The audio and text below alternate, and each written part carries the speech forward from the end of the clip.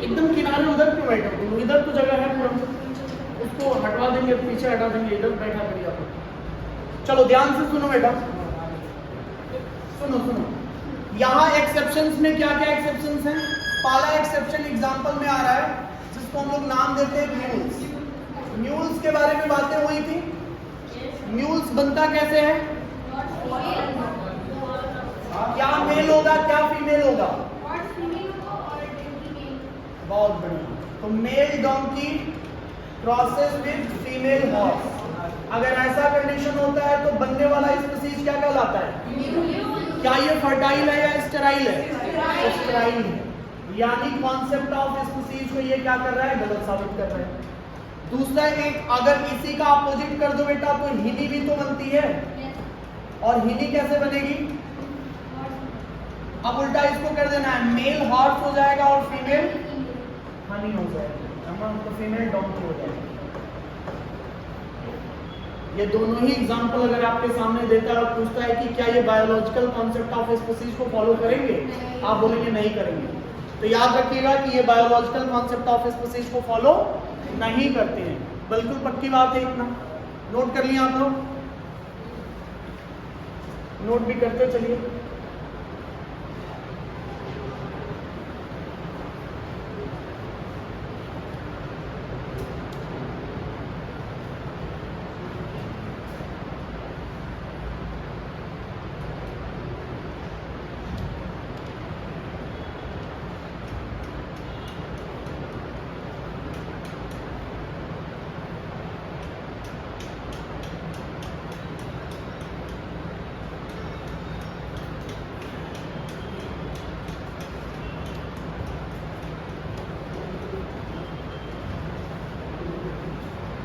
इतना हो जाए तो फिर बताओ जल्दी।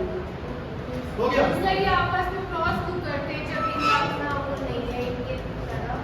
नेचर का कुछ ऐसा कंडीशन हो जाता है, जैसे मान लीजिए एक एरिया है,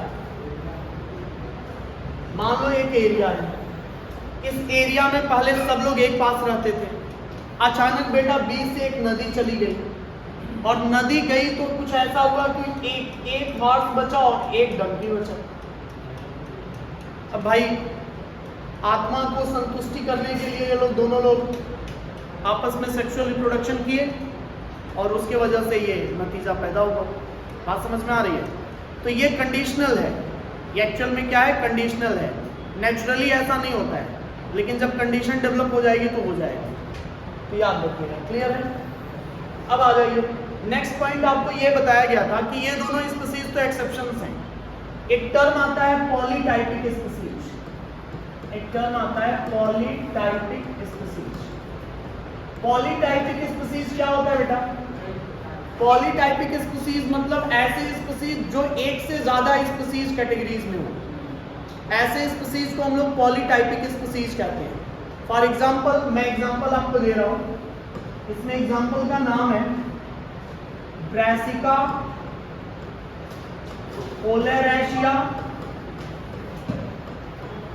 बोट्राइटिस। एक मैंने ये नाम लिखा है ब्रासिका ओलेरेशिया बोट्राइटिस।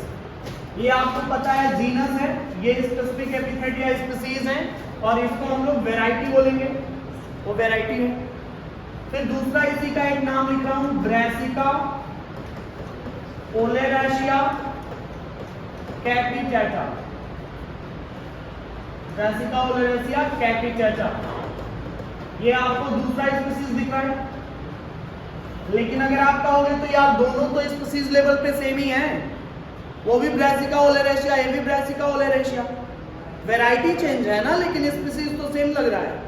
और तीसरा अगर मैंने लिख दिया ब्रासिका ओलेरेशिया कालोरापा, कालोरापा, अगर ये भी लिखा तो ये भी आप कहोगे यार तीनों स्पीशीज तो सेम ही है, वैरायटी में फर्क है बस। ब्रासिका ओलेरेशिया बोट्राइटिस एक्चुअल में बेटा फूल गोभी है, फूल गोभी।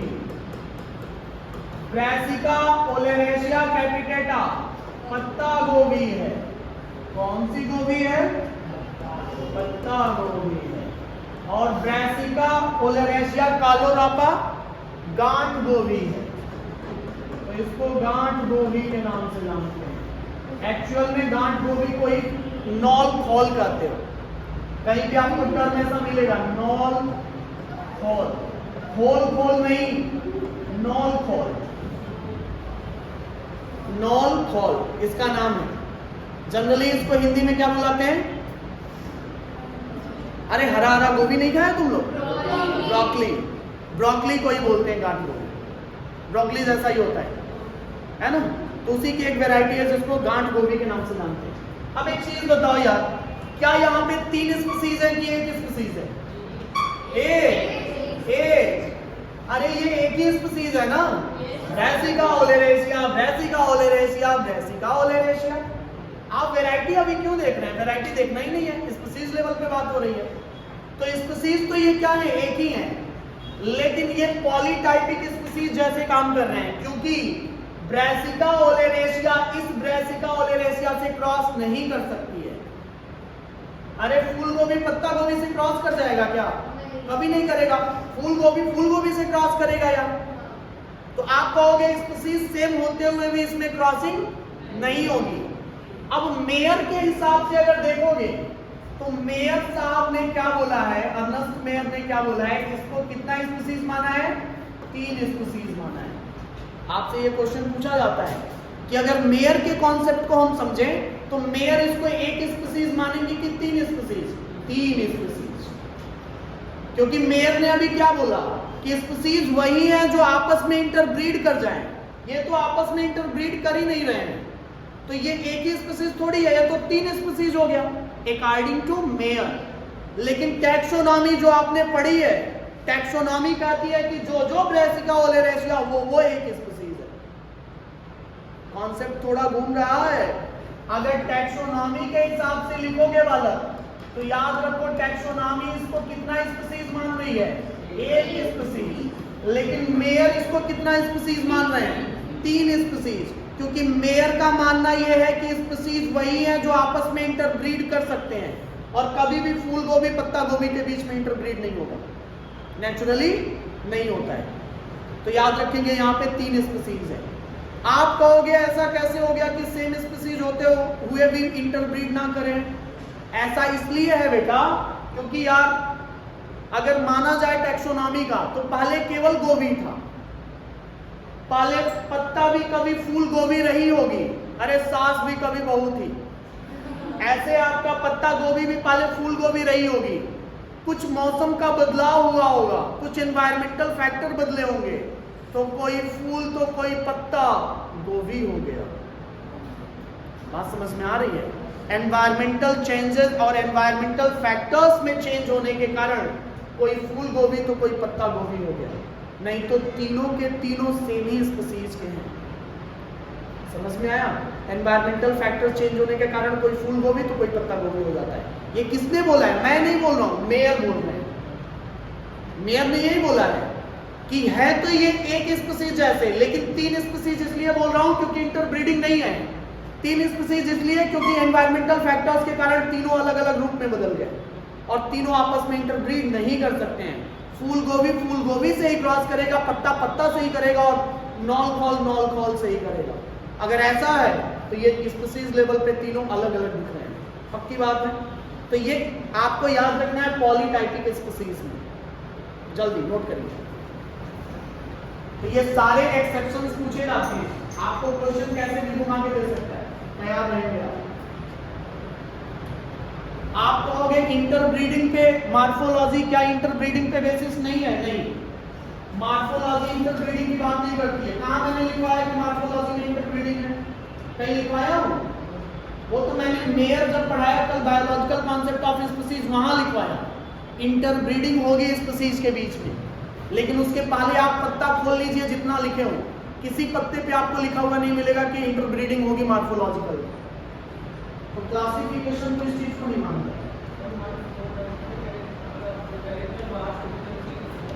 हाँ, मार्फोलॉजिकल कैरेक्टर जो बाहर है। तो सर इसको रियल टाइप के टैक्सोनॉमी के हिसाब से 1, मेयर के हिसाब से 3। आपसे उसको पूछना होगा तो पूछेगा, अगर टैक्सोनॉमी के हिसाब से पूछेगा तो लिखेगा अकॉर्डिंग टू टैक्सोनॉमिकल क्लासिफिकेशन। अगर मेयर के हिसाब से पूछेगा तो पूछेगा biological concept of species. Biological concept of species जैसे ही देखेंगे कह दीजिएगा 3 स्पीसीज है। टैक्सोनॉमिकल स्पीसीज पे जाएंगे तो भाई एक ही स्पीसीज है, क्योंकि दोनों तीनों जगह ओलेरेशिया। तो याद रखेंगे मॉर्फोलॉजिकल या जो टैक्सोनॉमिकल क्लासिफिकेशन है वो इंटरब्रीडिंग पे डिफाइन नहीं होती है। फिर रिपीट कर रहा हूं, छोटा सा पॉइंट है, भूल जाता है। टैक्सोनॉमिकल कैटेगरीज के अंदर स्पीसीज को इंटरब्रीडिंग पे डिफाइन नहीं करते हैं। रिपीट फिर कर रहा हूं, टैक्सोनॉमिकल कैटेगरीज में स्पीसीज को इंटरब्रीडिंग पे डिफाइन नहीं करेंगे। इंटरब्रीडिंग पे डिफाइन किसमें करेंगे? इंटरब्रीडिंग पे डिफाइन जब बायोलॉजिकल कॉन्सेप्ट ऑफ स्पीसीज है। यानी टैक्सोनॉमी मेयर ने थोड़ी दिया यार, टैक्सोनॉमी तो अलग है ना, और बायोलॉजिकल कॉन्सेप्ट ऑफ स्पीसीज अलग है, दोनों अलग अलग बातें हैं। ठीक है, तो मेयर के हिसाब से इंटरब्रीडिंग जरूरी है और टैक्सोनॉमी के हिसाब से इंटरब्रीडिंग जरूरी नहीं है। लिखवा दें कि हो गया? पक्का क्लियर इतना? तो ये आपको याद रखना है। स्पीसीज लेवल हम लोगों ने खत्म कर लिया। एक बार रिपीट कर दे रहा हूँ, स्पीसीज स्मॉलेस्ट कैटेगरी है। स्पीसीज के बारे में कॉन्सेप्ट जॉन रे नाम के साइंटिस्ट ने दिया था। स्पीसीज वे है, बायोलॉजिकल कॉन्सेप्ट ऑफ स्पीसीज कहती है स्पीसीज वे है जो आपस में क्लोजली रिलेटेड है, शेयर करेंगे कॉमन जीन पूल और आपस में इंटरब्रीडिंग होगा। आपस में इंटरब्रीडिंग होगा, फर्टाइल प्रोजेनी का प्रोडक्शन होना चाहिए। मेयर का कॉन्सेप्ट है। अगर मेयर के कॉन्सेप्ट से चलेंगे तो यहाँ पे आपको 3 स्पीसीज है, लेकिन टैक्सोनॉमी के हिसाब से केवल 1 स्पीसीज है। सही है, पक्की बात है। तो स्पीसीज खत्म। आ जाओ अगला, नेक्स्ट हेडिंग डालेंगे जीनस। अब आ जाएंगे जीनस। सेकेंड पॉइंट है जीनस। जीनस की जब बात होती है तो आप कहते हैं group of closely related species is known as genus. तो सिंपल बात है बेटा, group of closely related species, group of closely related species called as genus. वह ग्रुप जिसमें आपस में क्लोजली रिलेटेड स्पीसीज रहते हैं वो जीनस कहलाता है। जब जीनस की बात आती है तो एनसीईआरटी ने जीनस को डिफाइन किया है कि जीनस पॉलीटाइपिक भी हो सकता है और मोनोटाइपिक भी हो सकता है। तो जीनस जो है वो 2 टाइप के हो सकते हैं। जीनस 2 प्रकार से डिफाइन किए जाते हैं, पॉलीटाइपिक और दूसरा है मोनोटाइपिक। मोनोटाइपिक, लेकिन यहां जीनस नहीं स्पीसीज लिखा जाएगा दोनों साइड में, पॉलीटाइपिक स्पीसीज और मोनोटाइपिक स्पीसीज, क्योंकि ग्रुप ऑफ रिलेटेड स्पीसीज के बारे में बात हो रही है। सारी स्पीसीज जब इकट्ठे होते हैं एक जैसे तो वो एक जीनस बना देते हैं, है कि नहीं? अरे सारे मैंगो मैंजीफेरा हैं यार, चाहे वो छोटा आम हो, चाहे बड़ा आम हो, चाहे मोटा आम हो, चाहे काला आम हो, चाहे गोरा आम हो, आम जितने हैं सब मैंजीफेरा इंडिका है। आप वैरायटी ना उसमें बदलोगे। तो याद रखिएगा स्पीसीज लेवल पे, जीनस लेवल पे वो एक ही माने जाएंगे, वैरायटी लेवल पे बदलाव है। गोभी तो तीनों है, लेकिन जब आप उसके वैरायटी में देखेंगे तब बदलाव है। टैक्सोनॉमी तो यही कह रही है ना? हाँ, नहीं आया? तो याद रखिए पॉलीटाइपिक स्पीसीज, क्या यहाँ मोर देन 1 स्पीसीज होंगे? तो याद रखेंगे मोर देन 1 स्पीसीज। अगर एक से ज्यादा स्पीसीज किसी जीनस का है तो पॉलीटाइपिक स्पीसीज कहलाता है, और अगर केवल सिंगल स्पीसीज है किसी जीनस का, किसी जीनस का केवल सिंगल स्पीसीज है तो कह देना बेटा मोनोटाइपिक है। अगर किसी जीनस का केवल एक स्पीसीज ही एग्जिस्ट करता है तो मोनोटाइपिक। अगर किसी जीनस का एक से ज्यादा स्पीसीज मिलता है पॉलीटाइपिक। आप कहोगे ऐसा कैसे? समझ में नहीं आ रहा है। समझ में आ रहा है बेटा, देखो कैसे। एग्जाम्पल पॉलीटाइपिक में आ रहा है। एग्जाम्पल जब पॉलीटाइपिक में आएगा, क्या सभी ने सोलेनम के बारे में सुना है? सुना है। क्या आपने सोलेनम में ट्यूबरोसम पढ़ा है? और क्या ट्यूबरोसम को आपने आलू कहा है? बिल्कुल सही बात है। क्या आपने सोलेनम के आगे मिलोंजेना भी पढ़ा है? तो आपने सोलेनम मिलोंजेना भी पढ़ा है, और इसको क्या ब्रिंजल कहे हो? क्या आपने सोलेनम लाइकोपर्सिकम भी पढ़ा है? सोलेनम लाइकोपर्सिकम को क्या कहते हो? टमाटर, टमाटर। इसके अलावा सोलेनम निग्रम भी तो लिखे हो यार, और सोलेनम निग्रम को मकोई कहते हैं, मकई नहीं, मकोई। एक बालक लिख दिया था मकई और फिर लिखा था ऑल्सो नोन एज मक्का, इसीलिए मकोई मक्का नहीं है, मकोई अलग है, मक्का अलग है। तो पूछ लीजिएगा जहां नहीं समझना है। मकोई। जरा देखो रे, क्या यहाँ पे आपको 4 स्पीसीज नजर आ रही हैं? कितने जीनस कितने स्पीसीज नजर आ रहे हैं बेटा? हाँ, एक जीनस और 4 स्पीसीज नजर आ रही है। आपने यही तो लिखा कि किसी एक जीनस के एक से ज्यादा स्पीसीज तो पॉलीटाइपिक नहीं है। आप कहो थोड़ा एनिमल का भी एग्जांपल हो जाए बेटा। क्या आपने पैंथेरा का नाम सुना है? पैंथेरा एक जीनस है बेटा, और इसकी स्पीसीज लियो। लियो जो है वो लायन है, तो लायन का नाम पैंथेरा लियो है। इसके अलावा पैंथेरा टाइग्रिस भी सुना होगा। पैंथेरा टाइग्रिस टाइगर के नाम से जाना जाता है, और पैंथेरा पैरेडस लेपर्ड के नाम से जाना जाएगा। बेटा कितने जीनस कितने स्पीसीज? एक जीनस 3 स्पीसीज। क्या जो डेफिनेशन लिखा गया उसके हिसाब से कॉन्सेप्ट सही जा रहा है? सही जा रहा है। तो ये पॉलीटाइपिक या मोनो? पॉली समझ में आ रहा है। मोनोटाइपिक का अगर एग्जांपल आप लेते हो तो एक एग्जांपल ले लो बेटा, जिंकेगो बाइलोबा। आप कहोगे ये क्या है? मैं कहूंगा बेटा जिंकेगो बाइलोबा एक जिम्नोस्पर्म प्लांट है। जब आप चैप्टर नंबर 3 आप अपना प्लांट किंगडम पढ़ेंगे तो वहां एक ग्रुप पढ़ाऊंगा जिम्नोस्पर्म, जिंकेगो बाइलोबा वहां आएगा। तो ऐसी कोई भी स्पीसीज जिसके केवल एक ही स्पीसीज एग्जिस्ट करता हो, इसकी कोई दूसरी स्पीसीज नहीं है, ऐसे को हम लोग बोलेंगे मोनोटाइपिक। ऐसे बहुत सारे मिलेंगे। तो आप एग्जांपल केस में जिंकेगो बाइलोबा याद रखें। ये जिंकेगो बाइलोबा क्या है? जिम्नोस्पर्म है, जिम्नोस्पर्म। लिविंग फॉसिल्स के नाम से जाना जाता है। सर अगर कोई एग्जांपल दे दिया, बोलिए कौन सा है, कैसे लोग पहचानेंगे? ऐसे पहचानेंगे, अगर एक से ज्यादा दिखेगा पॉली, एक दिखेगा मोनो, ऐसे ही पहचानेंगे। वो देगा तो लिखेगा, एक से ज्यादा लिखा होगा तो कह देना पॉली है, एक लिखा होगा तो कह देना मोनो है। आइडेंटिफिकेशन ही देगा ना। 2 ग्रुप बना देगा, फलनवा ढेकनवा। फलनवा में मान लो 4 स्पीसीज लिख दिया, ढेकाने में 1 लिखा। अब पूछ रहा है इसमें से आइडेंटिफाई मोनोटाइपिक एंड पॉलीटाइपिक, नहीं पहचान जाएंगे? पहचान जाएंगे जल्दी। तो जब भी जीनस की बात होती है तो क्लासिफिकेशन कुछ ऐसा होता है। आपके सीट में भी क्वेश्चन दिया होगा, सीट के क्वेश्चन आप करेंगे तो उसमें इस टाइप के क्वेश्चन आपको मिलेंगे। सेलेक्ट करने के लिए भी दिया होगा, और स्टेटमेंट वाइज भी क्वेश्चन दिया होगा। जैसे लिखा है क्वेश्चन 49, क्वेश्चन नंबर 49, कैट की फैमिली पूछ रही है, उसके ऊपर चलो फैमिली लिखा हुआ है 48, 47 देखिए फैमिली फेलिडी, उसके ऊपर चलिए 46 सोलैनम लिखा है। अब सोलैनम पिट्यूनिया और दर्दुरा ये भी आपके एग्जांपल में दिए हुए हैं, तो इसके बारे में भी चर्चा अभी होगी। तो जब भी क्लासिफिकेशन की बात होती है तो तीनों क्लासिफाई होता है। जल्दी इसको लिख लो फिर आगे चलो। काफी थोड़ा सा इससे क्वेश्चन मिलता है।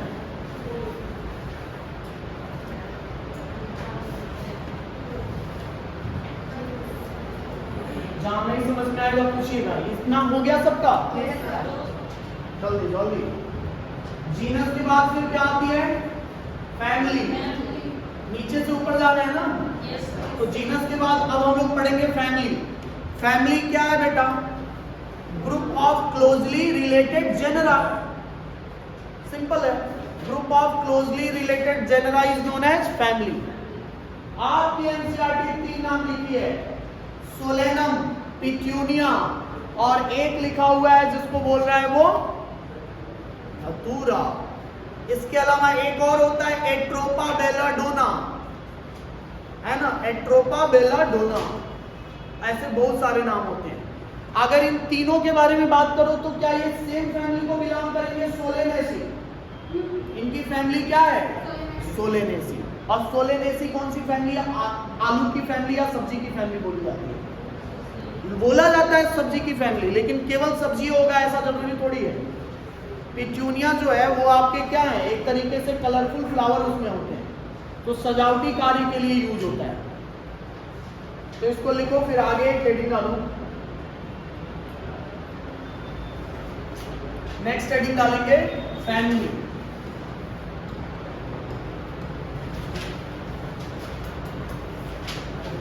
फैमिली लिखिए, it is a group of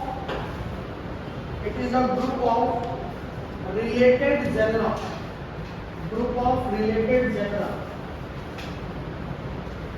group of related genera. For example की अगर आप बात करो तो इसमें उन्होंने लिखा है कि अगर हम सोलेनेसी फैमिली की बात करें, सोलेनेसी फैमिली, तो सोलेनेसी फैमिली में जीनस में क्या क्या लिखा है? पाला लिखा हुआ है, सोलेनम, पहला लिखा है सोलेनम, दूसरा लिखा है पिट्यूनिया, पिट्यूनिया, और तीसरा लिखा हुआ है धतूरा, धतूरा। ये तीनों के तीनों सोलेनेसी से बिलोंग करते हैं। सोलेनम, पिट्यूनिया और धतूरा, इन तीनों का जो फैमिली है वो सेम है। ऐसे एक एग्जांपल अगर हम लोग एनिमेलिया में ले लें, एनिमल्स के केस में, तो अगर एनिमेलिया के केस में आप चलेंगे तो फॉर एग्जांपल, दूसरा एग्जांपल मैं दे रहा हूं, एक फैमिली होती है फेलिडी, सुना है नाम आपने? फेलिडी किसकी फैमिली है बेटा? हाँ, कैट की, कैट की। लेकिन उसमें कौन और आ जाएगा? पैंथेरा भी आते हैं, है ना। तो इसको बेसिकली कैट की फैमिली बोली जाती है, क्योंकि फेलिडी टर्म से ही फेलिस बना हुआ है। तो फेलिडी में, सुनो भाई, फेलिडी में क्या क्या आ जाएंगे? एक जेनरा आ जाएगा आपका पैंथेरा, तो पैंथेरा आ गया, मतलब इसमें लॉयन, लेपर्ड सब आ गए क्या? सब आ गए। और दूसरे आ जाएंगे बेटा फेलिस, बिल्ली, बिल्ली का ही नाम फेलिस है, ठीक है। तो फेलिस आ गई मतलब बिल्ली आ गई। अरे आप तो कहते भी हो ना कि शेर की मौसी बिल्ली है, तो शेर की मौसी बिल्ली इसीलिए है क्योंकि दोनों सेम फैमिली से बिलोंग करते हैं। लेकिन कभी बिल्ली अगर शेर को मिल जाए तो शेर मौसी समझ के छोड़ नहीं देगा, निपटा देगा तुरंत। तो याद रखिएगा। अरे रिश्ते बाद में चलेंगे तो अरे पेट पूजा होता है, जल्दी लिखिए। तो कितना याद रखना है?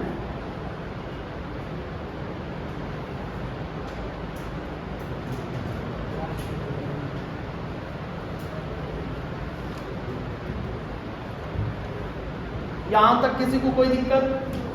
जो कुछ भी लिखा जा रहा है आपकी एनसीईआरटी का ही है, कुछ बाहर से नहीं है, तो आपको अंडरलाइन वहीं करते चले जाना है। एक्स्ट्रा एक भी चीज मैं नहीं लिखवा रहा हूं इसीलिए क्योंकि पूछता ही नहीं आपसे। यही पढ़ लो, यही याद रह जाए दिमाग में, उतना ही बोल दो। चले बेटा आगे चले। फैमिलीज के बाद अगला क्या पढ़ना है? ऑर्डर। तो नेक्स्ट हेडिंग डालेंगे ऑर्डर। ऑर्डर की जब बात आती है तो क्या ऑर्डर बेटा ग्रुप ऑफ रिलेटेड फैमिलीज है? It is a group of related families. Group of related families is known as order. इसमें एक एनसीईआरटी ने एग्जांपल दिया है पॉलिनोमियल्स। देखिए दिया है क्या? पॉलिनोमियल्स। इस चीज पे जाएंगे वहीं पे मिलेगा, लिखा है पॉलिनोमियल्स। देखो, और पॉलिनोमियल्स में उन्होंने लिखा है दो फैमिलीज हैं, पॉलिनोमियल्स। और पॉलिनोमियल्स क्या है बेटा? ऑर्डर है। क्या है ये? ऑर्डर है। इस ऑर्डर के अंदर दो फैमिलीज इंक्लूडेड है। पहला लिखा है कॉन्वोल्व्यूलेसी, पहला लिखा है कॉन्वोल्व्यूलेसी, और दूसरा सोलेनेसी। कॉन्वोल्व्यूलेसी, कॉन्वोल्व्यूलेसी, और दूसरा लिखा हुआ है सोलेनेसी। ये दोनों के दोनों फैमिली का जो ऑर्डर है वो कौन है? पॉलिनोमियल्स। तो आप बोलेंगे ये दोनों फैमिली मिलते हैं पॉलिनोमियल्स में। आप जितना ऊपर चलते जा रहे हो कॉम्प्लेक्सिटी बढ़ती जा रही है। जितना स्पीसीज लेवल पे थे कॉम्प्लेक्सिटी कम थी। अरे जब आप पैंथेरा लेवल पे पढ़ रहे थे तो तीनों को कैटेगराइज कर रहे थे, लेकिन जब थोड़ा सा और ऊपर आए तो उसमें बिल्ली भी आ गई और पैंथेरा भी आ गया। मतलब अब थोड़ा और ग्रुप घना बन गया, कैटेगरीज थोड़ी और कॉम्प्लेक्स बन गई। आप जितना ऊपर चलते जाएंगे कॉम्प्लेक्सिटी क्लासिफिकेशन की बढ़ती चली जाती है। कल बात हुई थी इसकी, यानी जनरल कैरेक्टर बढ़ते हैं और कॉमन कैरेक्टर कम होते हैं।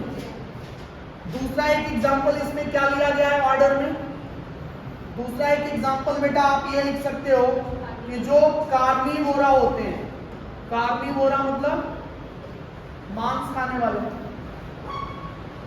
कार्निवोरा के अंदर क्या क्या आ जाएगा? फेलिडी भी और कैनिडी भी। तो इसमें आपके फेलिडी भी आ जाते हैं। फेलिडी मतलब कैट की फैमिली और कैनिडी मतलब होता है डॉग की फैमिली। तो कैनिडी भी आ गया और फेलिडी भी आ गया। ये कैट की फैमिली है, कैट की फैमिली है और ये डॉग की फैमिली है। क्या दोनों मांसाहारी हैं? दोनों मांसाहारी हैं। अरे कैट में सारे आ जाएंगे, पैंथेरा वगैरह सब आ गए, और डॉग में डॉग सारे आ गए। तो कैनिडी और फेलिडी मिला करके दोनों कार्निवोरा में डाल दीजिए फटाफट, तो ऑर्डर इनका कार्निवोरा हो जाएगा।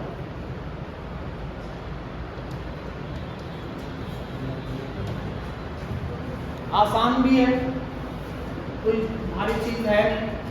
ऐसे ये एनसीईआरटी उसको बड़ा सिंपल में लिखा भी है, ज्यादा कुछ दिया नहीं है। तो इतना करते जाएंगे तो आपका क्वेश्चन होता जाएगा।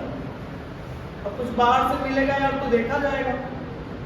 अब आ जाइए, ऑर्डर के बाद अगला क्या पढ़ना है? क्लास पढ़ना है। क्लास के बारे में जब बात होती है तो क्लास को क्या लिख सकते हो? Group of closely related order. कितना आसान है, एनसीईआरटी की एक एक लाइन में है क्लोजली रिलेटेड ऑर्डर। तो जो क्लोजली रिलेटेड ऑर्डर आपस में मिलेंगे तो उन्हीं को हम बोल देंगे क्या? क्लास। अब एनसीईआरटी ने दो एग्जांपल्स इसमें भी दिया हुआ है। पहला एग्जांपल उन्होंने क्लास को लेकर के दिया हुआ है।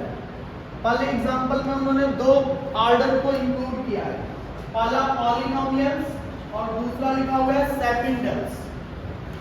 और दोनों का क्लास क्या है? डाइकोटिलिडनी। पढ़ा गया था ना? तो आपने पढ़ा था कि डाइकोटिलिडनी में क्या सारे के सारे दो कोटिलिडन्स वाले हैं। तो एग्जांपल आप लिखेंगे डाइकोटिलिडनी,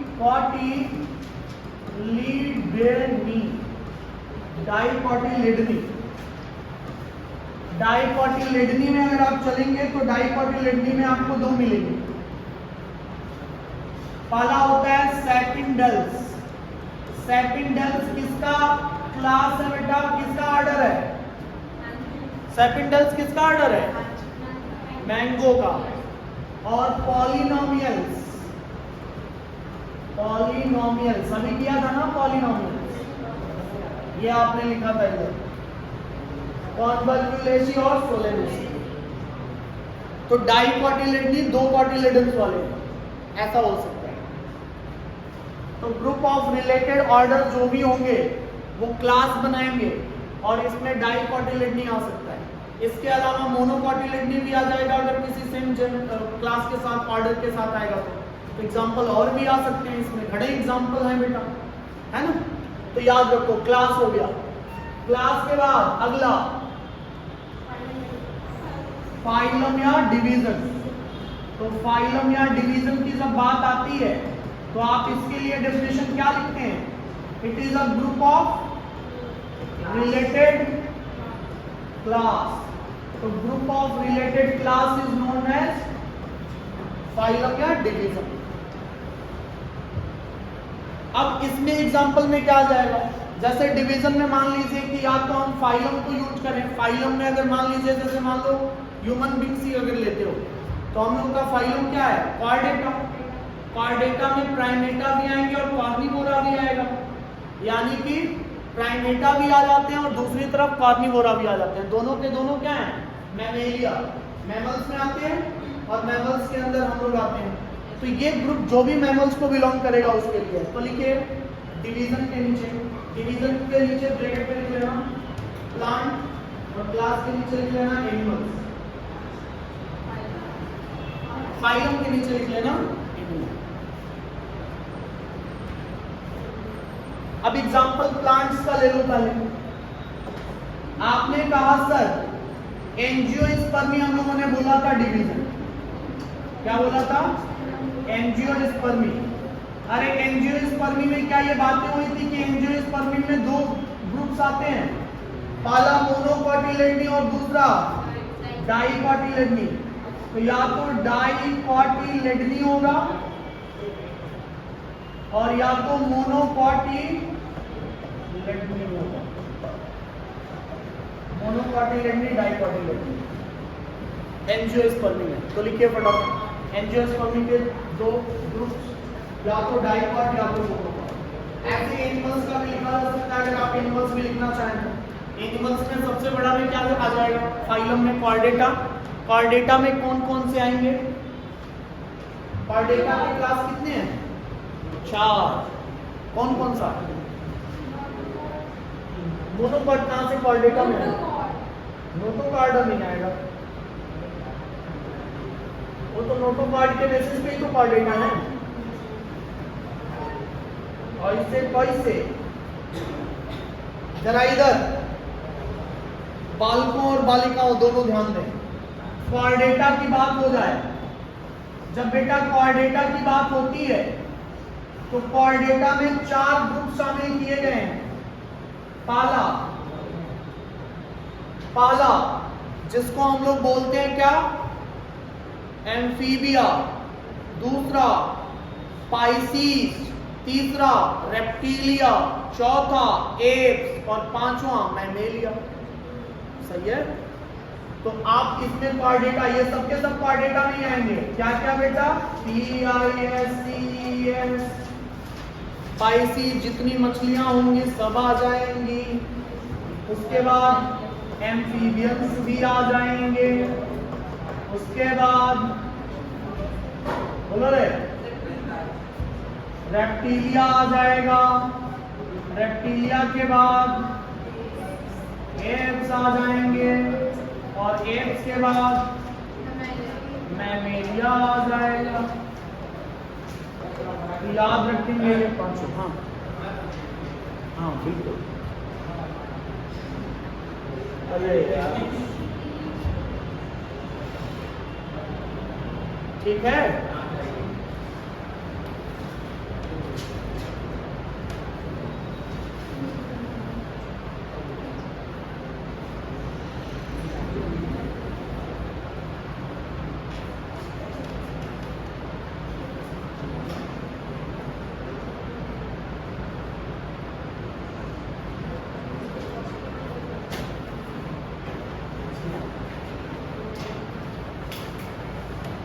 जल्दी बेटा जल्दी, रफ्तार घातक होनी चाहिए।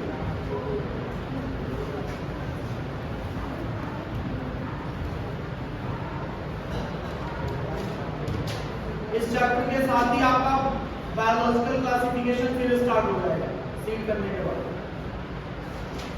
मतलब स्टार्टिंग के 3 चैप्टर आपको कंटिन्यू चलेंगे क्योंकि तीनों आपस में इंटररिलेटेड है। प्लांट तक कंटिन्यू चलेगा।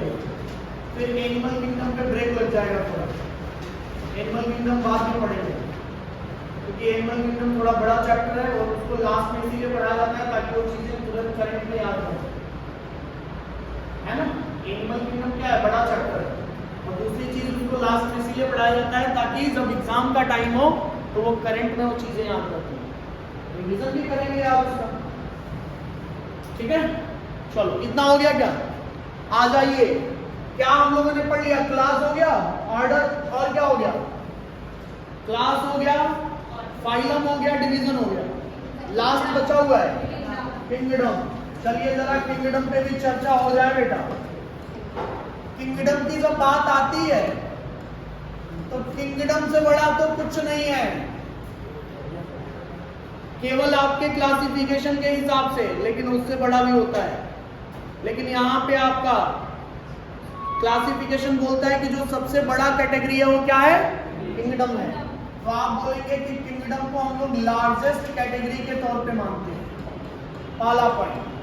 दूसरा पॉइंट ये है बेटा कि किंगडम के अंदर दो ग्रुप्स डिवाइड है, या तो किंगडम प्लांटी हो सकता है या तो किंगडम एनिमेलिया हो सकता है। आप कहोगे और कोई किंगडम नहीं हो सकता है, लेकिन उसका क्लासिफिकेशन आपको पढ़ाया कहाँ जाता है? क्या मोनेरा का कोई ग्रुप आपको पढ़ाया जाता है क्लासिफाई करके? नहीं। क्या प्रोटिस्टा को इसमें क्लासिफाई किया गया? नहीं। क्या फंजाई किया गया? नहीं। क्या एनिमेलिया किया गया? हाँ। क्या प्लांटी किया गया? हाँ। तो दो ही किया गया, तो दो ही के लिए दिखाते हैं। लेकिन 5 किंगडम क्लासिफिकेशन तो पांचों को करेगी। समझ में आ रहा है? तो आपका जो क्लासिफिकेशन सिस्टम है वो मेनली प्लांटी और एनिमेलिया का है। इस हिसाब से अब ये क्लासिफिकेशन सिस्टम हम लोगों के बीच नहीं रहा बेटा, खत्म हो गया। अब चलो आ जाओ, आगे चलते हैं, कुछ और बातें करते हैं। सिलसिला जारी है टैक्सोनॉमिकल एड्स का। लास्ट टॉपिक है आपके क्लास फर्स्ट, मतलब आपके चैप्टर नंबर 1 का टैक्सोनॉमिकल एड्स। तो एक बड़ी सी हेडिंग डालेंगे, टैक्सोनॉमिकल एड्स क्या है। टैक्सोनॉमिकल एड्स क्या है? आप जब स्पेलिंग देखते हैं तो यहाँ AIDS लिखा हुआ है, और AIDS एक सिंड्रोम भी है। आप सोचोगे कि टैक्सोनॉमी को कौन सा सिंड्रोम हो गया? ना बेटा, बायोलॉजी है, मतलब बदल जाता है हर एक चीज का। यहाँ एड्स का मतलब एड्स बीमारी वाला नहीं है, यहाँ एड्स का मतलब वह चीज है जो आपको हेल्प करेगी क्लासिफिकेशन में या आइडेंटिफिकेशन में। टोटल नोन स्पीसीज आपके पास 17 से 18 लाख हैं, लेकिन यार आप 17 से 18 लाख को देख के पहचान जाओगे क्या? आप नहीं पहचान पाएंगे। क्लासिफिकेशन हो चुका है, लेकिन आप तो किसी को ही जानते हो जिसको रोजाना देख रहे हो। जिससे कभी मिलना जुलना नहीं हुआ उसे कैसे पहचानोगे? अगर उसे भी पहचानने की बारी आई और पहचानने की जरूरत पड़ी तो जो सहायता करेगा उसका नाम है टैक्सोनॉमिकल एड्स। मतलब आप ये सीधी सीधी बात कर लीजिए कि टैक्सोनॉमिकल एड्स नोन स्पीसीज को आइडेंटिफाई करने में हेल्प करता है। किसको हेल्प करता है? किसमें? नोन स्पीसीज को आइडेंटिफाई करने में हेल्प करता है। पक्की बात है इतना?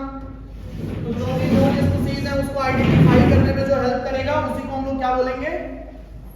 Taxonomical aids. तो लिखिए जरा इसमें पॉइंट लिखो, लिखिए टैक्सोनॉमिकल एड्स, लिखो taxonomical aids help in study of, taxonomical aids helps in study of, helps in study of किसकी स्टडी में? Classified organism, classified organisms, classified organism. Taxonomical aids में बेटा क्या क्या पढ़ोगे जरा बता दो हमें। सॉरी, टैक्सोनॉमिकल एड्स में पहली जो चीज आपको पढ़ाई जाती है उसका नाम हर्बेरियम है। हर्बेरियम से बेटा हर साल क्वेश्चन लगभग पूछ दिया जाता है, तो हर्बेरियम आप पढ़ेंगे। दूसरा बॉटेनिकल गार्डन पढ़ेंगे, तो दूसरा आपको पढ़ाया जाएगा बॉटेनिकल गार्डन। तीसरा पढ़ोगे बेटा जूलॉजिकल पार्क, जूलॉजिकल पार्क। चौथा पढ़ोगे म्यूजियम, म्यूजियम पढ़ेंगे। पांचवा पढ़ेंगे टैक्सोनॉमिकल की, तो टैक्सोनॉमिकल कीज पढ़ाया जाएगा। फिर आप पढ़ेंगे मोनोग्राफ, मोनोग्राफ पढ़ोगे। फिर आप पढ़ोगे कैटेलॉग, कैटेलॉग पढ़ाया जाएगा। फिर आप क्या पढ़ेंगे? नहीं दिया है? दिया है बेटा, लास्ट पेज पे जाके देखो, सब दिया है। मोनोग्राफ, कैटालॉग, है ना? और भी कुछ दिया है क्या?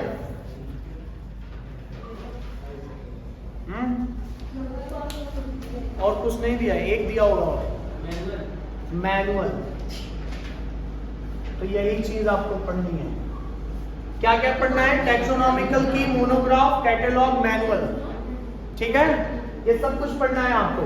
Herbarium, botanical garden, zoological park, museum, taxonomical keys, monograph, catalogue और मैनुअल। तो ये सब की चर्चा होगी बेटा, जल्दी करिए।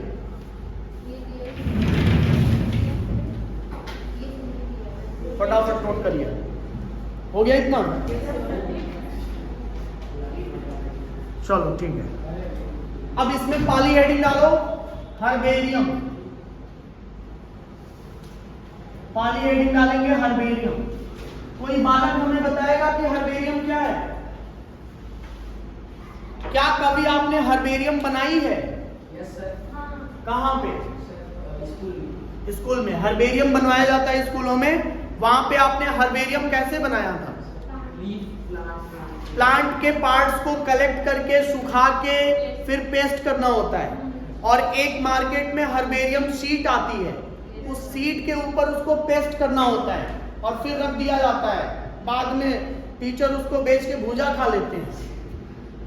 लेकिन स्कूलों में जब आप बड़े बड़े टैक्सोनॉमिकल जहां पे स्टडीज करी जाती है और वहां के हर्बेरियम में आप जाएंगे तो करोड़ों करोड़ों हर्बेरियम शीट आपको अरेंज फॉर्म में मिलेंगी, और उनके बेसिस पे हम लोग स्टडी करते हैं। क्लासिफिकेशन ऑफ ऑर्गेनिज्म को पढ़ने के लिए एक हेल्प करता है। तो एनसीईआरटी यही लिखती है कि जो हर्बेरियम है वो कैसे क्या है, तो हम बोलेंगे कि जो भी आपके प्लांट्स हैं उनको ड्राई करके, प्रेस करके प्रिजर्व किया जाता है। DPP, dried, pressed, preserve. ठीक है। अब क्या पूरा पेड़ लगाया जा सकता है उस हर्बेरियम शीट पे? नहीं। तो प्लांट का कुछ हिस्सा, जैसे लीफ हो, स्टेम हो, फ्लावर हो, ये सब प्लांट क्या करते हैं, पहले तोड़ेंगे, फिर पेपर के नीचे उसको सुखा देंगे, और फिर सुखाने के बाद आप उसको पेस्ट कर दो। उसके लिए जो सीड की साइज होती है वो क्या होती है? फिक्स होती है। क्या होती है सीड की साइज? हाँ, 29 इंटू 49 की 42, 41, 42 होगा। 29 सेंटीमीटर इंटू 42 सेंटीमीटर। और अगर इंच में बोला जाए तो 11.5 से 16.5 इंच। सब लिखवा रहा हूं, पहले लिखो हर्बेरियम क्या है। लिखिए, it is a collection of, लिखो herbarium is a collection of, herbarium is a collection of specimen, plant specimen, collection of plant specimen that are dried, pressed, pressed and preserved। तो लिखो dried, pressed and preserved on the herbarium sheet, on the herbarium sheet।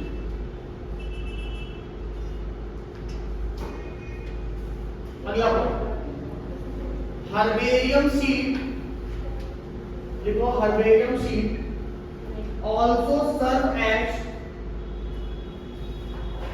serve as quick referral system, serve as quick referral system। तो ये कैसा काम करता है? Quick referral system का काम करता है। क्विक रेफरल सिस्टम क्या है? जो तुरंत आपको किसी के बारे में बता दे। मान लीजिए आप, फॉर एग्जाम्पल मान लो बेटा, हाँ, मान लो कोई प्लांट है, मान लो मैंने बोला चिंगांडी नाम का एक प्लांट है, और वो जो प्लांट है वो कहाँ है बेटा? इंग्लैंड में है। तो आप क्या उस प्लांट को देखने के लिए यहां से इंग्लैंड जाओगे? आप तो अपने किसी नियर बाई चले जाइए जहां हर्बेरियम सीड का कलेक्शन हुआ हो। उस प्लांट की स्पेसिमेन उस हर्बेरियम में रखी गई होगी, आप निकाल करके उसके लीफ, उसके स्टेम सब वहीं देख सकते हो। तो आपको इंग्लैंड जाने की कोई जरूरत नहीं है। अगर आपने इसको फॉलो किया तो बेटा यही तो क्विक रेफरेंस सिस्टम है कि क्विक रेफरेंस, तुरंत रेफरेंस दे करके आप देख लिए। जरा हर्बेरियम शीट के बारे में जब बात होती है तो इसकी एक सीट होती है और इस सीट की साइज फिक्स होती है। इस सीट का ये जो साइज होता है बेटा वो होता है 11 इंच, 11.5 इंच, और जो ये होता है कितना होता है 16.5 इंच में ये होता है। लेकिन अगर इसी को आप सेंटीमीटर में लिखते हैं तो कह दीजिएगा 29 सेंटीमीटर से लेके कितना 42 सेंटीमीटर तक ये फिक्स है, 29 से 42 सेंटीमीटर। और बेटा यहाँ पे एक छोटा सा ब्लॉक दिया होता है, इस ब्लॉक में आपको नामकरण वगैरह करना होता है, कहां से ढूंढा, क्या ढूंढा, कौन सी फैमिली है, लोकल नाम क्या है, इंग्लिश नाम क्या है, ये सारा कुछ यहाँ पे भरना होता है। और आपने जो प्लांट सुखाया हुआ है वो धीरे से बेटा यहाँ पे प्रेस कर दो, चिपका दो, और कोशिश करो कि एक फ्लावर भी हो। फ्लावर इसलिए होना चाहिए क्योंकि आपको फ्लावर के बेसिस पे फ्लोरल कैरेक्टर बता पाओगे। फ्लावर जरूरी है, फ्लावर नहीं होगा तो आप फैमिली जल्दी डिस्क्रिप्शन नहीं दे पाएंगे। तो फैमिली के बारे में जानने के लिए कम से कम फ्लावर का होना जरूरी है। तो इस तरीके से हम लोग इस सीट के ऊपर लगाते हैं। एनसीईआरटी पत्ता नंबर 12 पे पहुंचिए। एनसीईआरटी के पेज नंबर 12 पे पहुंचो बेटा। देखो अलमीरा बनाया है, अलमारी बनाया है, अलमारी के नीचे पढ़ो, अलमारी के नीचे पढ़ो, एक लाइन लिखा होगा सिस्टम ऑफ क्लासिफिकेशन पूछा है। बेटा चुके हो पहुंच या रहे हो पहुंच, चुके हो पहुंच, तो देखो वहां सिस्टम ऑफ क्लासिफिकेशन पूछा है, नहीं कुछ नाम नहीं दिया सिस्टम ऑफ क्लासिफिकेशन, जो नाम दिया है उसके आगे एरो दे करके लिखो। वो जिस सिस्टम ऑफ क्लासिफिकेशन की बात कर रहा है उसका नाम है Bentham and Hooker, not cooker, Hooker, Bentham Hooker classification system. उसी के आगे जहां सिस्टम ऑफ क्लासिफिकेशन लिखा है उसी के आप ऊपर एरो देके लिख लो कौन से अरेंजमेंट से रखा जाता है, बेंथम हुकर क्लासिफिकेशन। आप कहोगे ई का है बेटा, सब मिलेगा अभी धीरे धीरे, बेंथम हुकर आएंगे अभी थोड़ी देर में। तो बेंथम हुकर क्लासिफिकेशन सिस्टम जल्दी लिखिए और वो डायग्राम बना लीजिए। तो आप क्या करेंगे, ड्राई करेंगे, प्रेस करेंगे, प्रिजर्व करेंगे, डीपीपी बनाएंगे, हर्बेरियम कहलाता है।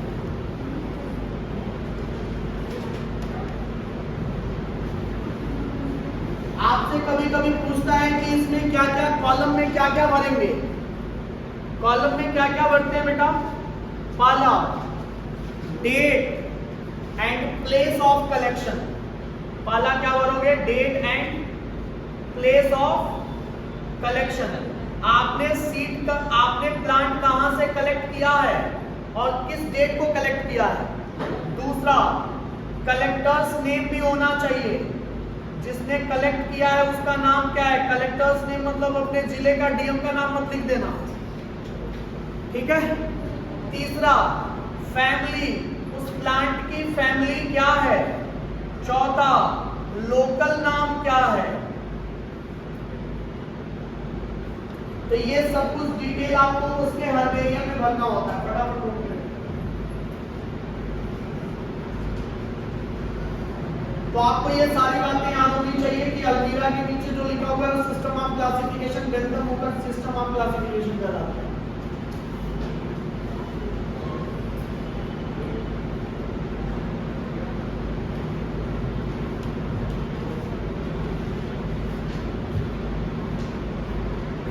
इतना हो गया, चलिए आगे की तरफ थोड़ा चलिए। अरे भाई कितना, चलो रे दूसरा एक हेडिंग डालो। अच्छा ये तो समझ में आ गया, हर्बेरियम शीट का कलेक्शन करके उसके बारे में पढ़ना, क्या कहलाता है? टैक्सोनॉमिकल एड्स कहलाता है। ये बेसिकली आपका मरे हुए प्लांट है कि जिंदा है? अरे जब प्रिजर्व कर रहे हो तो मरे हुए। क्या हमें कोई बताएगा कि प्रिजर्वेशन और कंजर्वेशन में क्या अंतर है? प्रिजर्वेशन कंजर्वेशन में क्या अंतर है? अब प्रिजर्वेशन में नहीं बचाना है। प्रिजर्वेशन का मतलब कह दो बेटा कायदे से कि प्रिजर्वेशन नॉन लिविंग का करेंगे या मरे हुए का प्रिजर्वेशन होता है, लेकिन कंजर्वेशन तो लिविंग का होता है। नहीं आया? कंजर्वेशन क्या है? आप शेर को क्या करोगे? प्रिजर्व थोड़ी करोगे यार, कंजर्व करोगे। तो शेर को कंजर्व कर रहे हो। अचार को क्या कंजर्व करते हो? प्रिजर्व करते हो। केमिकल उसमें डालते हो, प्रिजर्वेटिव कहा जाता है। तो जितने मरे हुए चीजों को कलेक्शन करेंगे प्रिजर्वेशन कहलाता है। म्यूजियम में मरी हुई चीजें रखना प्रिजर्वेशन कहलाती हैं। बात समझ में आ रहा है? तो ये भी एक तरीके से प्रिजर्वेशन ही है। चलिए आ जाइए, दूसरा जो हम लोग सिस्टम पढ़ने जा रहे हैं वो है आपका क्या? Botanical garden. चर्चा बेटा कल के क्लास में होगी बॉटेनिकल गार्डन की। अभी तो शीट के कुछ क्वेश्चन देख लिया है। तो बॉटेनिकल गार्डन कल ये चैप्टर खत्म हो जाएगा आपका। शीट आप 30-40 क्वेश्चन कर लो, फिर आगे हम लोग पढ़ेंगे। आप हमें बस बताते जाइए कौन सा क्वेश्चन में दिक्कत है। पहला क्वेश्चन, दूसरा क्वेश्चन, तीसरा, चौथा, पांचवा, पांचों क्वेश्चन देखो बेटा आपने घर से किया होगा। उसमें कोई दिक्कत है तो बताओ। 5 क्वेश्चन 1 से लेके 5 सिंपल लाइन है। आपने अगर नोट्स बनाया है तो नोट्स से ही तगड़ा मिल जाएगा ये। तो पांचों हो गया है। चलिए छठवां, सातवां, आठवां, नौवां, 10वां, इसमें कोई नाम में दिक्कत, किसी पॉइंट में दिक्कत हो? क्वेश्चन नंबर 9, क्लेमाइडोमोनास और अमीबा। क्लेमाइडोमोनास बेटा ग्रीन एल्गी है। क्या है? ग्रीन एल्गी है। और अमीबा आपका प्रोटोजुआ है। यूनिसेलुलर दोनों हैं। दोनों कैसे हैं? यूनिसेलुलर हैं। क्लेमाइडोमोनास भी यूनिसेलुलर है और अमीबा भी यूनिसेलुलर है। इसमें यह पूछ रहा है कि reproduction is synonymous with growth, यानी जैसे ही रिप्रोडक्शन होगा नंबर ऑफ सेल्स बढ़ जाते हैं। हमने ये बात किया था। यूनिसेलुलर ऑर्गेनिज्म के केस में दोनों एक जैसे होते हैं। सही है? तो पहला ही ऑप्शन सही है, उसके बाद सब गलत है, क्योंकि मल्टी सेलुलर है नहीं। Growth does not occur by increase in mass, ऐसा होता नहीं है। Growth occur by increase in mass but not by increase in number, ऐसा होगा नहीं। दोनों अलग अलग प्रोसेस तो है नहीं, एक ही है। इतना समझ में आया? क्वेश्चन नंबर 10, 11, 12 आराम से देख के बताओ, कोई जल्दी नहीं है। 10, 11, 12 question number first. Question number first ये पूछ रहा है आपसे, read the following statements. Statements को पढ़िए और करेक्ट बताइए कि कितने करेक्ट हैं। तो इसमें पूछा है ऑल लिविंग ऑर्गेनिज्म ग्रो, सभी लिविंग ऑर्गेनिज्म ग्रो करते हैं। Increase in mass and increase in number of individuals are twin character. NCERT के पत्ता नंबर 3 पे बातें लिखी हुई हैं ग्रोथ को लेकर के। तो आपको ये दोनों बातें सही हैं। फिर तीसरा लिखा हुआ है unicellular organism growth and reproduction are mutually exclusive, नहीं इंक्लूसिव है, एक साथ होता है ना, तो तीसरा गलत है। फिर लिखा हुआ है increase in body mass is not considered as growth, considered as growth, ठीक है। और non living things also grow, ये भी है। तो तीन सही है, ठीक। आगे 12 के बाद 13, 14, 15 question number 13, question number 14, question number 14 लिखा है read the following statement, cellular organisation of body is defining feature of life forms. क्या ये बात सही है? बिल्कुल सही है। बॉडी का जो ग्रोथ हो रहा है वो किसके कारण हो रहा है? सेलुलर डिवीजन के कारण। फिर लिखा हुआ है reproduction is the defining characteristic living organism. Defining नहीं है, कैरेक्टरिस्टिक है। Metabolism is absent in some living organism, गलत, सब में होता है। Metabolism is the defining characteristic of living organism, सही है। और unicellular organism also perform thousand of metabolic reactions, इसके अंदर भी मेटाबॉलिक रिएक्शंस होते रहते हैं। तो ये बातें भी आपकी क्या है? सही है। 3 सही है, पहला, दूसरा, पहला, तीसरा, चौथा और पांचवा। Unicellular organism also perform thousand of जो यूनिसेलुलर ऑर्गेनिज्म है उसमें भी तो यार कुछ खाना जाता है तो टूटता है, फिर नई चीजें बनाती हैं, प्लाज्मा का ग्रोथ होता है, वो सब कुछ तो होता है, ग्रोथ होता है, फिर सेल डिवीजन हो जाता है। उसमें बस क्या है कि डिस्टिंक्ट चीजें नहीं है, अलग अलग चीजें नहीं है, लेकिन है मेटाबॉलिज्म है। मेटाबॉलिक रिएक्शंस तो लिविंग है, लिविंग रिएक्शंस बोलते हैं। क्या बोलते हैं? एनसीईआरटी ने यही तो लिखा है, टेस्ट ट्यूब में करा के जो पूछा हुआ है क्वेश्चन। तो जितने मेटाबॉलिक रिएक्शंस हैं लिविंग रिएक्शंस बोले जाते हैं, लेकिन सभी नॉन लिविंग में ये रिएक्शंस तो ये जरूरी नहीं है, नॉन लिविंग में होता ही नहीं है। बात समझ में आ रही है? वहां बाहर से आपको कुछ डालना पड़ेगा, एंजाइम वगैरह। तो इसमें 3 सही है। क्वेश्चन नंबर 8 का C, are similar to non living thing with respect to the property of showing growth. पूछ रहा है लिविंग ऑर्गेनिज्म के रेस्पेक्ट में, are similar to non living, ठीक है, with respect to the property of showing growth. ठीक तो है, इसमें क्या गलत है? पॉइंट ही समझ में आएगा।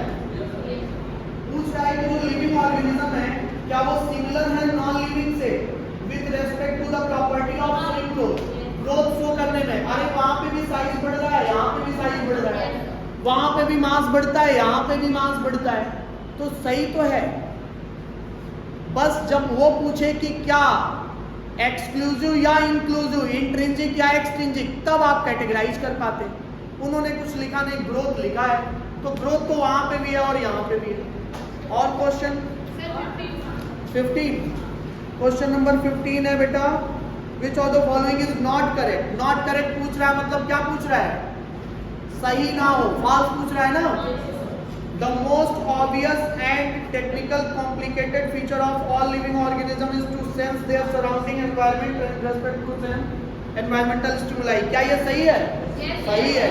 नॉन लिविंग थिंग्स में so consciousness, cellular organisation is absent in many living organism. सही है, cellular organisation absent in many living, कैसे गलत है? सेलुलर ऑर्गेनाइजेशन लिविंग में होगा ही, कहाँ गलत है?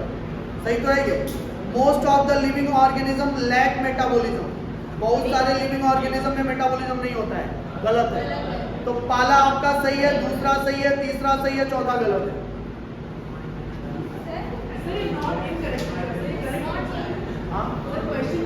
अच्छा हाँ हाँ, क्वेश्चन को हमको गलत ही पड़ रहा है।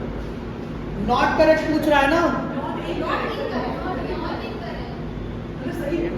नॉट इनकरेक्ट पूछ रहा है, मतलब करेक्ट पूछ रहा है। नॉट इनकरेक्ट पूछ रहा है मतलब करेक्ट पूछ रहा है। हम तो इन देखी नहीं है, चश्मा का पावर लग रहा है, बढ़वाना पड़ेगा। The most obvious and technical complicated feature of all living organisms is to sense their surrounding environment and respond to these environmental stimuli। सही है। फिर non living things में so consciousness, क्या ऐसा हो सकता है? नहीं, consciousness defining है। Cellular organization is absent in many living organisms। बहुत सारे living organism है जिसमें cellular organization absent होता है। सही है कि गलत है?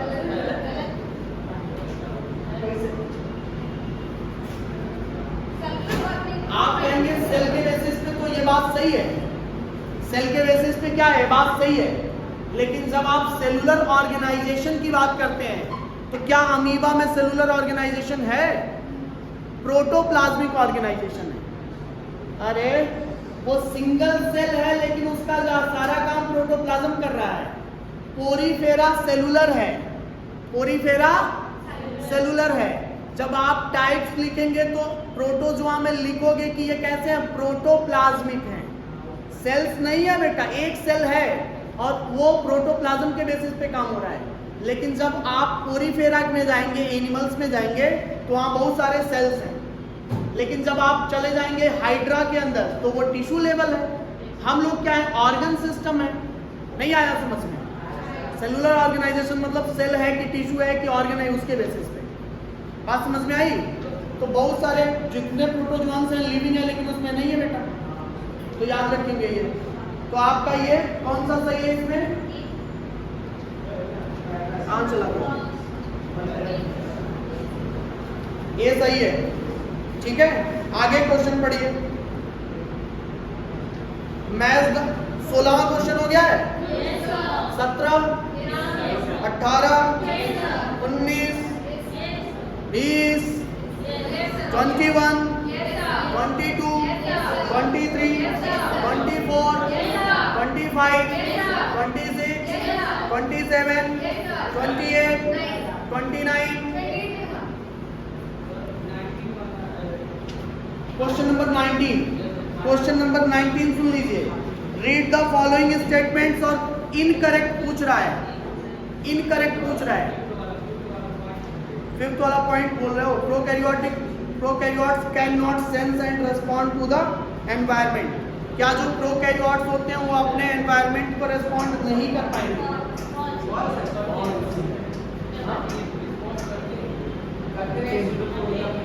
उनके अंदर कॉलोनीज बनाने की क्षमता होती है, उनके अंदर सेंस करने की क्षमता भी उस हिसाब से। आगे और कोई क्वेश्चन? 22, 23, 24, 25, 26, 27, 28, 29, 30, 27, 28। 28 पे जब आप जाएंगे तो रीड द फॉलोइंग स्टेटमेंट्स है। हाउ, और इसमें करेक्ट पूछ रहा है। पढ़ो बेटा, लाइन पढ़ो, समझ में आएगा। Local name of organism vary from place to place even within a country. Local name of organism vary from place to place, बदलता नहीं है, बदल जाता है बेटा। बोलते हैं लोग घाट घाट पे पानी बदले, एक घाट यहाँ है दूसरा घाट वहां है, पानी बदल जाता है, तो इंसान नहीं बदल जाएगा यार। तो ये biological name have been standardised using English language. क्या सही है? फॉल्स है। या तो लैटिन या तो ग्रीक चलेगा, मेनली लैटिन वर्ड चलते हैं। तीसरा, a particular organism species possesses only one biological name scientific name. क्या एक पर्टिकुलर ऑर्गेनिज्म की स्पीसीज जो होगी उसकी केवल एक बायोलॉजिकल नेम या साइंटिफिक नेम होगी? तब कितना होगा? Scientific name assure that each organism have at least 2 names. Scientific name assure that each organism has at least 2 names, at least 1 name. लेकिन 2 नेम किसके हिसाब से? 2 कंपोनेंट के हिसाब से। जेनरिक नेम, स्पेसिफिक नेम, ये बोला है, तो आप इसको मानेंगे। Biological nomenclature system of naming organism was given by Linnaeus. 5वां सही है। हाँ, 2 नेम्स नहीं, स्पेसिफिक नेम और आपका जेनरिक नेम, कंपोनेंट्स के हिसाब से सही है। सुनो, 5वां, 4था और 3रा, क्या ये सही है? हाँ भैया, सही तो है। हाँ, एक minute. The local name of organism vary from place to place, पहला सही है, देखते जाओ। दूसरा गलत है। तीसरा देखो, particular organism species only one biological name scientific name, ये भी आपका सही है। तीसरा सही है, चौथा गलत है। चौथा क्या है? गलत है। 2 नेम नहीं, 2 कंपोनेंट। एनसीईआरटी ने नेम यूज नहीं किया है, क्या यूज किया है? कंपोनेंट यूज किया है। तो स्पेसिफिक, एपिथेट और नेम तो एक ही होगा। बात समझ में आ रहा है? तो ये हो गया, और आपका 5वां सही है, तो 3 इसमें सही है। हाँ हाँ, ग्रीक लैंग्वेज अलग, लैटिन लैंग्वेज अलग, लैटिनाइज्ड या ग्रीक लैंग्वेज। और 29, हाँ हो गया है। 30, 31, 32, 33, 34, 35, 36, 37, 40 तक हो गया है। 37 में लिखा है animal, mammals and dog represent. ये तो आपके एनसीईआरटी के पत्ता नंबर 8 पे दिया हुआ है। एनसीईआरटी पेज नंबर 8 पे दिया हुआ है कि animals, mammals and dogs represent taxa at different level. नहीं है क्या? अलग अलग लेवल के टैक्सा हैं। टैक्सॉन का मतलब, टैक्सा मतलब क्या हो जाएगा? एनिमल्स। आपने लिखा इधर किंगडम, इधर लिखा एनिमेलिया, इधर टैक्सा, इधर आपका क्या हो गया? कैटेगरी। फिर ऐसे ही जब नीचे आओगे तो ग्रुप्स वाइज उसके नाम भी लिखे हुए, डॉग्स वगैरह। ठीक है? और किसी को तो आप 40 तक क्वेश्चन कर लेंगे, है ना? फिर बाकी के क्वेश्चंस कल कराए जाएंगे। तो इतना करके आइएगा, कोई डाउट होता है तो पढ़ के आना, फिर बात होगी।